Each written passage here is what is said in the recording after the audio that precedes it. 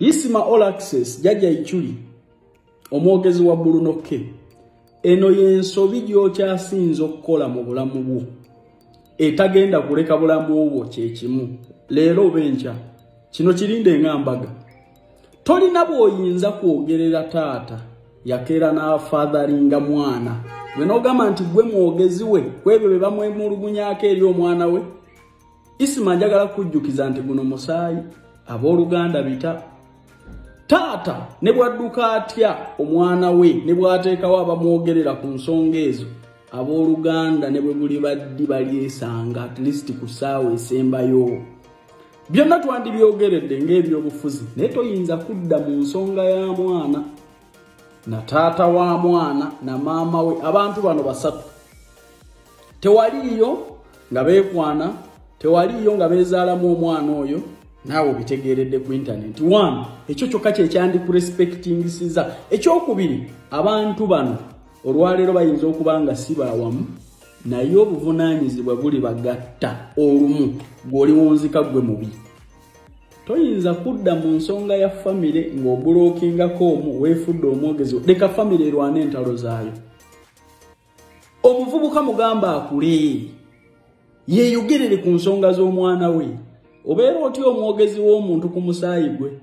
Eno y'ensobi all access ye waakasinga okukola mu bulamu bwonna bwe wali obaddewo.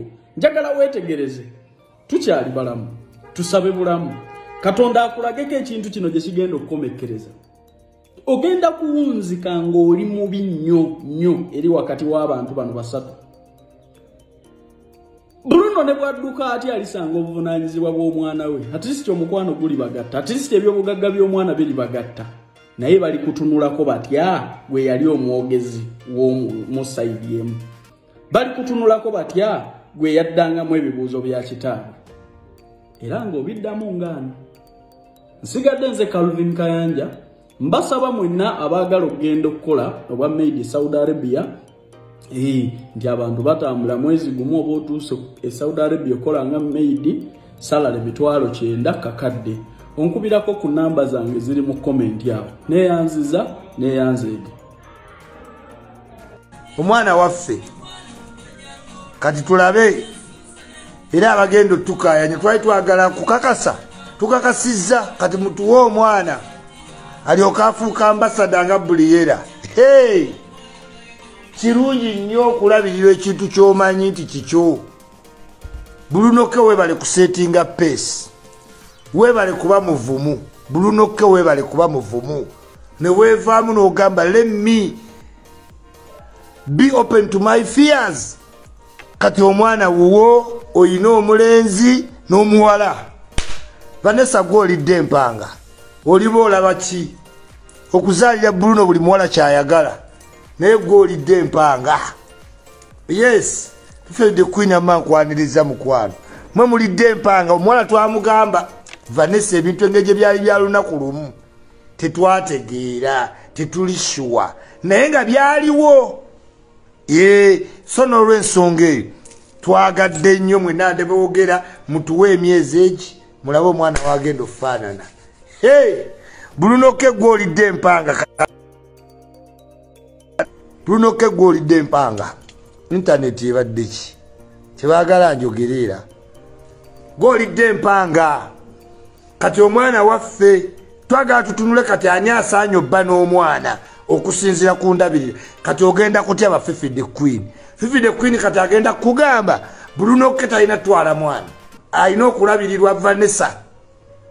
Ate nga badde bagamba Vanessa mulwadde balina omulabirira addeyo ku ssomero. Bruno K tasoma.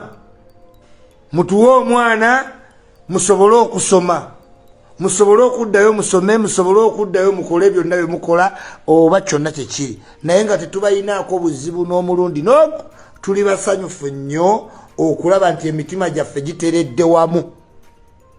Kibi nnyo okuba n'olubugo okufuna ddawo tusinga omukazi we bakako naye omulundi gumu kyangu nnyo. Toyinza mala gakkiriza kati okoze ekituufu. Obadde okuuma lubugo nga ne lubaale mwali. Vanessa, kyonna ekyakunyiga we apologize. Oba twayogerayo ebigambo nga nze ekyuli nga byakunyiga kati you are our family.